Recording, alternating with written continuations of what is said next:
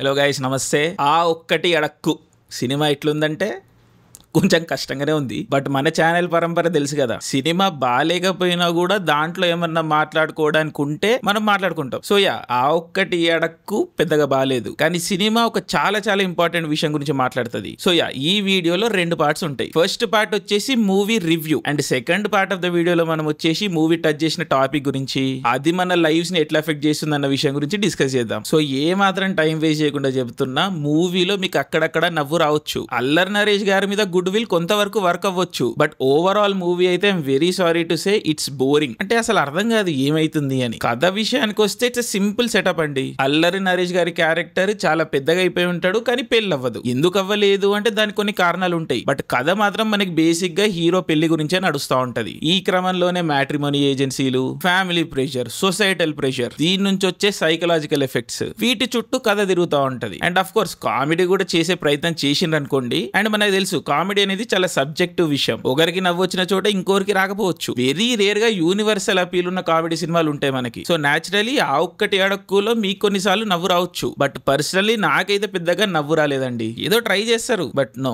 అల్లరి నరేష్ గారే కాకుండా వెన్నెల కిషోర్, హర్ష చెముడు, జేమీ లీవర్, ఇట్లా చాలా మంది కామెడిక్ యాక్టర్స్ ఉన్నారు, కానీ ఆ బిట్స్ అంతగా పెద్దగా వర్క్ అవ్వవు. సరే కామెడీ పక్కన పెట్టండి, ఈ టాపిక్ ఈ రోజు సొసైటీలో చాలా చాలా రిలేటబుల్ టాపిక్ అయినప్పటికీ కూడా ఇమోషనల్లీ కనెక్ట్ అవ్వలేకపోతాం సినిమాతోని. అంటే దాని అర్థము సినిమాని సరిగా ఎస్టాబ్లిష్ చేయలేకపోవడము, అండ్ ఎంగేజింగ్ గా కథని తీసుకెళ్లలేకపోవడము. కథ అనేది చాలా బోరింగ్ గా స్టార్ట్ అవుతుంది, బట్ మధ్యలో ఇంట్రెస్టింగ్ అయ్యే స్కోప్ ఉంటది. బట్ అన్ఫార్చునేట్లీ మోస్ట్ టెంప్లేట్ వేలో కథని ముందుకు తీసుకెళ్లడం జరిగింది. సో ఈ విషయాల్లో డైరెక్టర్ మళ్ళీ అంకం గారు ఫెయిల్ అయినరనే చెప్పాలి. రొమాంటిక్ యాంగిల్ కూడా ఉంటది ఫరియా అబ్దుల్లాతోని, బట్ కష్టం అండి. కెమిస్ట్రీ ఏం పెద్ద వర్కౌట్ కాలేదు, అండ్ దానికి తోడు ఎంటర్టైన్మెంట్ కూడా వర్కౌట్ అవ్వలేదు. సో ఎటులాగినది కొంచెం కష్టమే. ఇంకా టెక్నికల్ విషయాలకు వస్తే నాకు ఏమనిపిస్తుందంటే, యాక్టింగ్ అనేది మజిల్ లాంటిది అనుకుంటా అండి. మనం వర్కౌట్ చేస్తుంటేనే అది షేప్ లో ఉంటది అనుకుంటా. అండ్ అల్లరి నరేష్ గారికి ఈ మధ్య చాలా గ్యాప్ వస్తుంది మూవీ టు మూవీ. అందుకేనేమో ముందున్న ఫినెస్ గానీ, ఆ కామెడీ టైమింగ్ గానీ, ఇమోషన్స్ వర్క్ చేయడంలో గానీ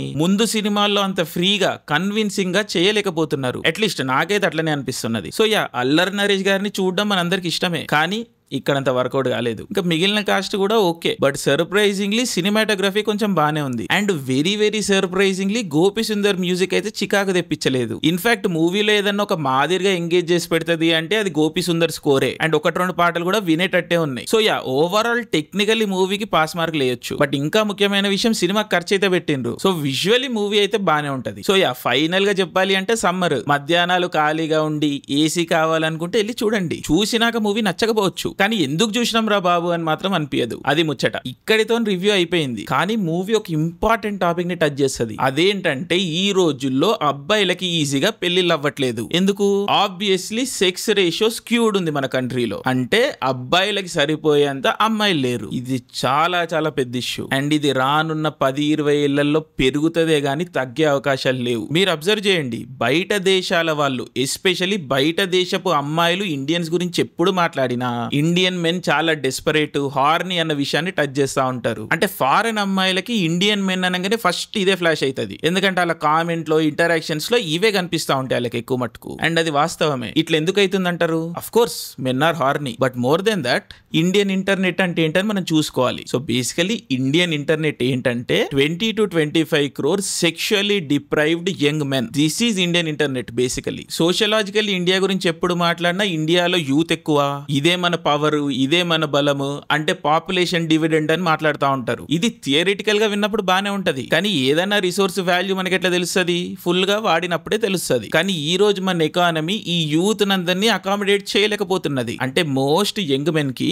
ఎకనామిక్ రిసోర్సెస్ లేవు, టెక్నికల్ స్కిల్స్ లేవు, అండ్ అతి ముఖ్యంగా సోషల్ స్కిల్స్ లేవు. అండ్ ఈ రోజు అమ్మాయిలు తక్కువ శాతంలో ఉన్నారు, అంటే వాళ్ళకి ఆప్షన్స్ ఉన్నాయి. సో నేచురలీ అమ్మాయిలు పిక్కి ఉంటున్నారు, విచ్ ఈస్ కరెక్ట్ ఓన్లీ. కానీ దీని సైడ్ ఎఫెక్ట్ ఏంటంటే ఒక 30-40 కోట్ల మందికి ఎకనామిక్ ఫ్యూచర్ గానీ, సెక్షువల్ ఫ్యూచర్ గానీ కనబడట్లేదు. So they are desperate basically. దీని ఎఫెక్ట్ మనం ఈరోజు సొసైటీలో చూస్తున్నాము. అండ్ రాను రాను యంగ్ మెన్ అనే వాళ్ళు పెరగబోతున్నారు, అండ్ వాళ్ళకి మనం సరిగ్గా రిసోర్సెస్ ఇవ్వలేకపోతే ఈ ఇష్యూ పెరుగుతూనే పోతుంది. సో ఇది చాలా చాలా డేంజరస్ థింగ్, అండ్ రానున్న రోజుల్లో మన దేశానికి ఇది ఒక ఛాలెంజింగ్ విషయం లాగా మారబోతున్నది. అండ్ ఈ ఫ్రస్ట్రేషన్ అనేది వెరీ అన్ఫార్చునేట్లీ క్రైమ్ కి దారి తీస్తుంది. అండ్ అతి ముఖ్యంగా సెక్షువల్ వైలెన్స్ అగేన్స్ట్ విమెన్ అనేది పెరుగుతానే పోతుంది. దీన్ని మనం ఎట్టి పరిస్థితిలో ఆపాలి. కానీ అది అంత ఈజీ కాదు. అండ్ తలుచుకుంటేనే నాకు చాలా చాలా భయం వేస్తున్నది. అండ్ మనం అనుకోవచ్చు మన దేశంలో అమ్మాయిలు ఎందుకు తక్కువ ఉన్నారు, ఎందుకంటే స్వాభావికంగా మనం ఒక పేట్రియార్కల్ సొసైటీ. అండ్ ఒక పేట్రియార్కల్ ఫ్యూడల్ సొసైటీలో అబ్బాయికి ఎక్కువ వాల్యూ ఉంటది. ఎందుకంటే అబ్బాయిలు పనులు చేస్తారు, యుద్ధాలకు పోతారు, ఓల్డ్ ఏజ్ లో తల్లిదండ్రులను చూసుకుంటారు, ఇట్లా. సో ఒక నేచురల్ ప్రిఫరెన్స్ ఉంటది అబ్బాయిలకి. సో ఒక ఫ్యూడల్ పేట్రియార్కల్ సొసైటీ అంటే బ్యాక్వర్డ్ సొసైటీ. దీంట్లో అడ్వాన్స్డ్ మెడికల్ సైన్స్ ఎక్కడి నుంచి వచ్చింది అంటే స్కానింగ్ లిగిన చేసి పుట్టబోయే బిడ్డ సెక్స్ డిటర్మైన్ చేసి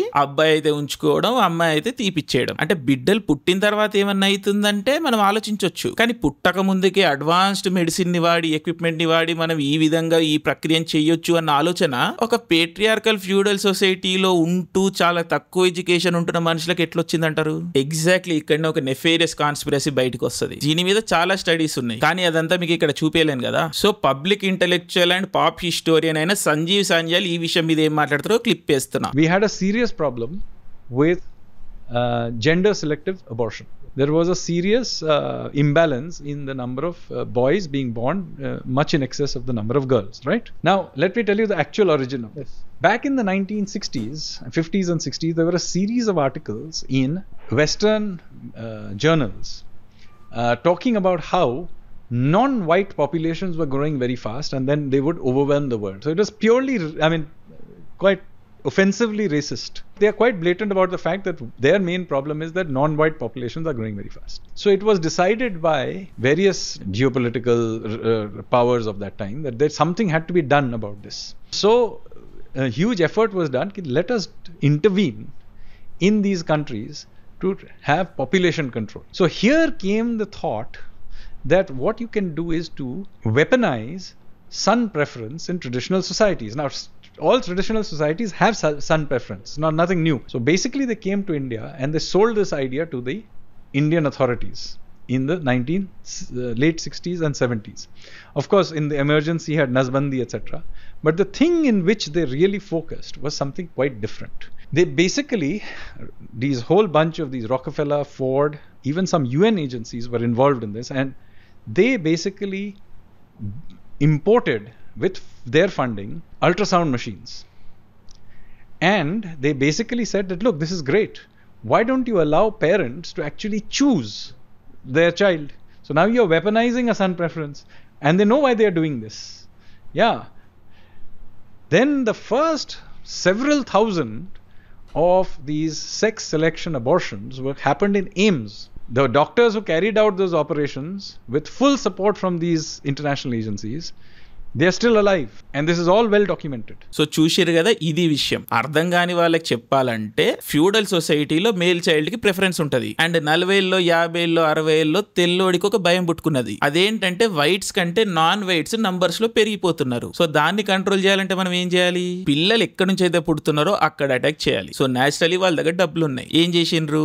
ట్రైన్డ్ పర్సనల్లీ అండ్ ఎక్విప్మెంట్ ని థర్డ్ వరల్డ్ కంట్రీస్ కి పంపించిండ్రు. అంటే ఇండియా లాంటి దేశాలకి స్కానింగ్ మెషిన్లు పంపించి డాక్టర్లకి ట్రైనింగ్ ఇచ్చి వాళ్ళందరినీ దేశ నలుమూలలకు పంపించిండ్రు. అండ్ ఈ మొత్తం ప్రాసెస్ లో నేను ఇండియన్ సొసైటీకి ఫ్రీ హ్యాండ్ అస్సలు ఇవ్వట్లేదు. ఫైనలీ ఈ పని చేసింది మనమే. అండ్ దీని రిజల్ట్ కూడా మనమే అనుభవించాలి. ఆడపిల్లలు ఉసురు ఎప్పుడు ఉత్తగబోదు. ఆ పాపాన్ని మనం ఖచ్చితంగా అనుభవించాల్సిందే. అండ్ ఆ పాపం పండే టైం వచ్చింది. కానీ దీనిలో ఫారెన్ ప్లేయర్స్ రోల్ కూడా ఉంది. సో ఇది మనం అనుకునేంత సింపుల్ విషయం, కొట్టిపరేసే విషయం కాదు. మరి దీన్ని ఎట్లా సాల్వ్ చేస్తాం మనకు తెలియదు. సో ఇది ఒక complicated sensitive issue. And Indian parents గానీ సొసైటీ గానీ అమ్మాయిలను టార్గెట్ చేయడం, అటాక్ చేయడం ఆపేయండి. అండ్ ఇంకా ముఖ్యంగా అబ్బాయిల మీద సోషల్ ప్రెషర్ అన్నది మీరు కొంచెం తక్కువ చేయాలి. అంటే పెళ్ళని ఇంకోటని ఏంటి, ఎందుకు ఇవన్నీ? స్టాటిస్టికలీ చాలా కష్టం అండి ఈ రోజు, మీరు అర్థం చేసుకోవాలి అది. అండ్ మీరు ఏదో అబద్ధాలు చెప్పి నామమాత్రానికి పెళ్లి చేసినా కూడా అవి నిలబడే స్కోప్ లేదు. So relax. అండ్ మళ్ళీ నేను ఏదో అవుట్ రైట్ గా అబ్బాయిలను కూడా బ్లేమ్ చేయట్లేదు. వైలెన్స్ ఒక 5-10% చేసేదేమో, బట్ మిగిలిన ఓవర్వెల్మింగ్ మెజారిటీ ఇంత ప్రెషర్ లో ఏలియనేట్ అయిపోతున్నది. లోపలనే చచ్చిపోతున్నారు. Men mental health crisis is real. It is even worse than a pandemic. So మొగాళ్ళ పట్ల కొంచెం సెన్సిటివ్ ఉండడం స్టార్ట్ చేయండి సొసైటీ. ఐ నో మా లోపల చాలా లక్షణాలు ఉంటాయి, నేను వాటిని కప్పిపుచ్చట్లేదు. Men are going through a really tough time. So మీకు వీలైతే ఈ కోపింగ్ లో హెల్ప్ చేయండి, లేదా గమ్మునుండండి. కానీ మీదెక్కేసి డాన్సులు మాత్రం చేయకండి. ఎస్పెషల్లీ ఇది ఇండియన్ పేరెంట్స్ కి నేను ఇస్తున్న రిక్వెస్ట్. అంటే నా చుట్టుపక్కల ఇంత సఫరింగ్ ఉన్నది, నేను చూస్తున్నది everyday, it's real. So yeah, ఆ ఒక్కటి అడక్కు సినిమా బాగాలేకపోయినా కూడా మనకి ఈ టాపిక్ గురించి మాట్లాడుకునే అవకాశం ఇచ్చింది. అందుకని I'm thanking the makers of ఆ ఒక్కటి అడక్కు. అండ్ ఇందాక చెప్పిన కదా, ఖాళీగా సమ్మర్ లో ఏం చేయడం లేకపోతే వెళ్ళి చూడండి సినిమా, మీకు నవ్వు రావచ్చు, చెప్పలేం. And finally, I love all my fellow Indians, but I want to say this to all fellow men, brothers, I hear you. It's not easy out there. So yeah, let's help each other in this cause. And అతి ముఖ్యంగా, you are not alone in this, అది మర్చిపోకండి. And whenever possible, hug your brothers and friends, because we all need it. జై హింద్.